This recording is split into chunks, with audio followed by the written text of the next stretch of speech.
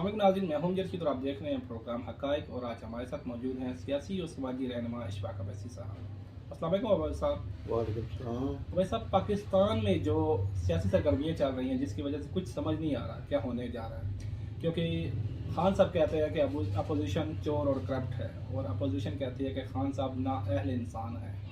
अब कुछ समझ नहीं आ रहा क्या होने को जा रहा, क्योंकि इतवार को जो वोटिंग हो रही है असम्बली में, अब आप बताएंगे ऊँट किस कमर बैठेगा।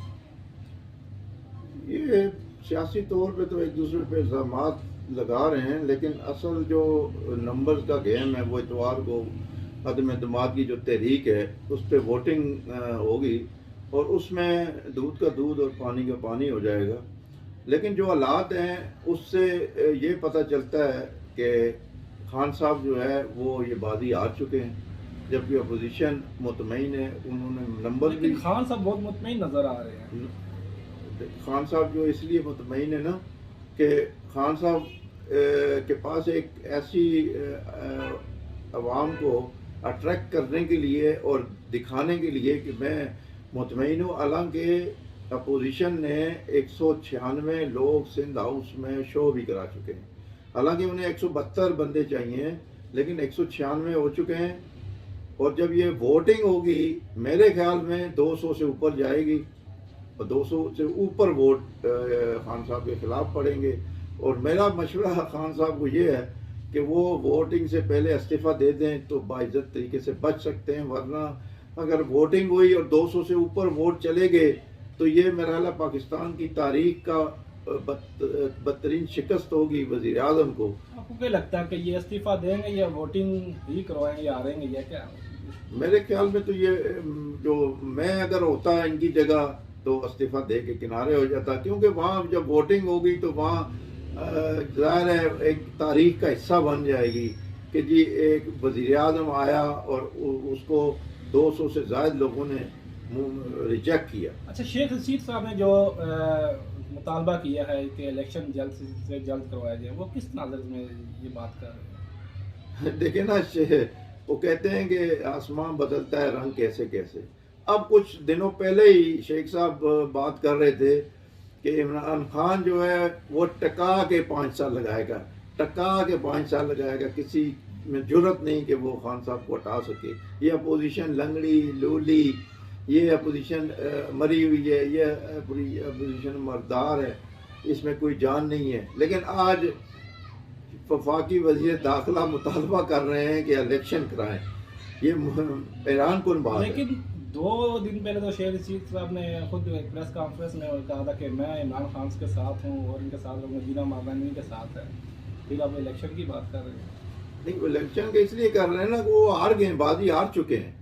उनको नज़र आ गया है अपनी शिकस्त, उनको नौश्ता दीवार उन्होंने पढ़ ली है, तो अभी उनको शिकस्त नज़र आ रही है। इसलिए वो मुतालबा कर रहे हैं कि जल्द से जल्द इलेक्शन हो। और यही पोजीशन जब कुछ दिन पहले, महीना पहले अपोजिशन कह रही थी कि आप इलेक्शन कराएं, लेकिन ये कह रहे थे नहीं, पूरे 5 साल हम हुकूमत करेंगे उसके बाद कराएंगे।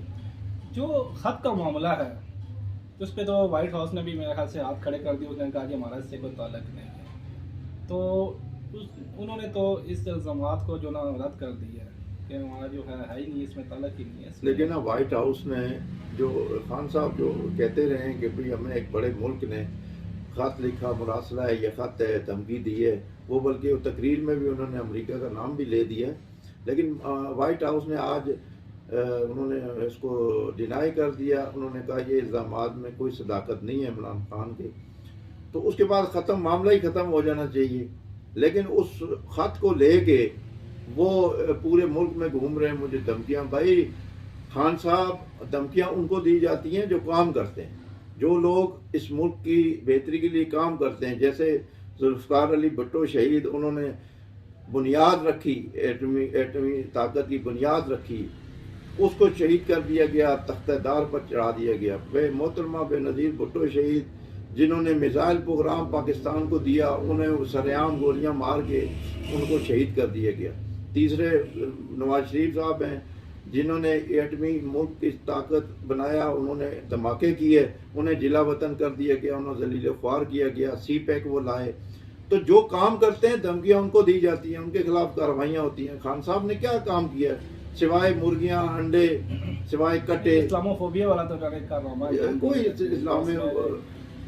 कोई इस्लामी फोबिया वाला नहीं है उसमें। ये अकेले नहीं है, 70 मुल्क हैं, ममालिक हैं जिन्होंने साइन करके यूएनओ में ये करारदाद पास करवाई है। खान साहब ने नहीं करवाई। खान साहब ज़रूर शामिल है, पाकिस्तान ज़रूर शामिल है उस करारदाद में, लेकिन उसमें जो मुसलमान मुल्क हैं वो सारे शामिल हैं। तो ये इन्होंने वो क्रेडिट अपनी तरफ लेने के लिए इन्होंने ये काम शुरू कर दिया है। कोई खान साहब ने कोई काम आप क्या कहते हैं कि इन्हें ये वोटिंग करवानी चाहिए या नहीं करवानी चाहिए? बस ये तो देखें ना, जमहूरियत का हिस्सा है।